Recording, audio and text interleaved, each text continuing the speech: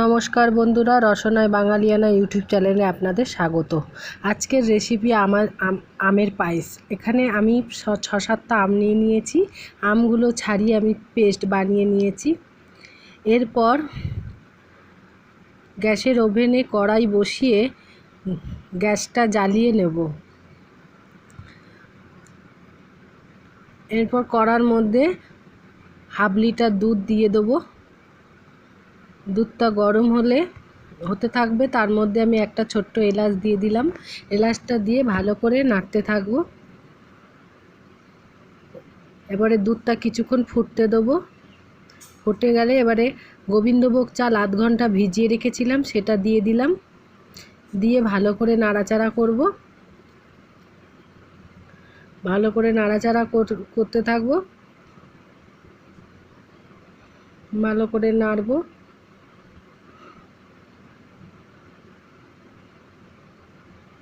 এরপর ওর মধ্যে কিশমিশ দিয়ে দিলাম।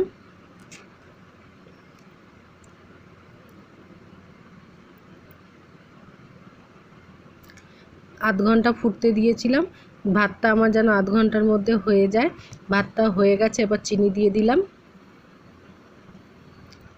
চিনি দিয়ে ভালো করে নাড়তে থাকবো। চিনিটা দিতে পায়েসটা একটু পাতলা হয়ে গেলে এবার ওপর দিয়ে কাজু দিয়ে দেবো। এবার ভালো করে ফুটতে দেবো। ঘন হয়ে আসলে, ঘন হয়ে এসছে আমার পায়েসটা। এরপরে আমি গ্যাসটা নিভিয়ে দেবো। এরপরে আমি গ্যাসটা নিভিয়ে ভালো করে নাড়াচাড়া করতে থাকবো। হয়ে গেছে। এবারে আমি আরেকবার নেড়ে চেড়ে আমের পেস্টটা দিতে থাকবো। পরিমাণ মতন আমের পেস্ট দেবো। এবার আমের পেস্টটা আমি দুবারে দেবো। প্রথমবারে দিয়ে দেখলাম যে দুধটা যেন কেটে না যায়, সেই জন্য অল্প অল্প করে দিয়ে ভালো করে মেশাতে হবে। ভালো করে মিশিয়ে নিচ্ছি।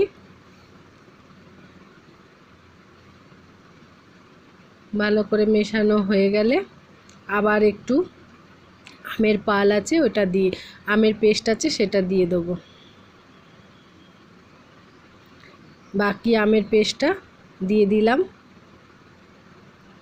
দিয়ে আবারও ভালো করে নাড়তে থাকবো।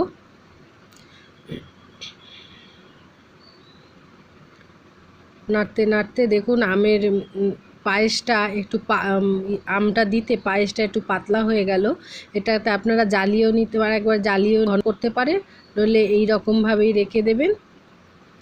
এরকম ঠান্ডা হলে জমে যাবে। এবারে আমার পায়েসটা আমি একটা পাত্রে ঢেলে নিলাম। ঢেলে নেওয়ার পর ওপর থেকে আমের কিউব করে কাটা টুকরোগুলো ওপর দিয়ে ছড়িয়ে দিচ্ছি। চারিদিকে ছড়িয়ে দেবো।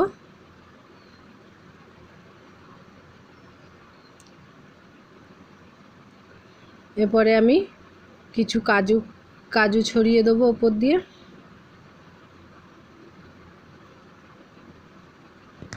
ছোট ছোট করে কেটে রেখেছিলাম কাজুগুলো। এবার দেওয়া হয়ে গেছে। এইভাবে আমার আমের পায়েস তৈরি। এবারে আপনারা ফ্রিজে রেখে তারপরে পরিবেশন করবেন, খেতে খুব সুস্বাদু লাগবে।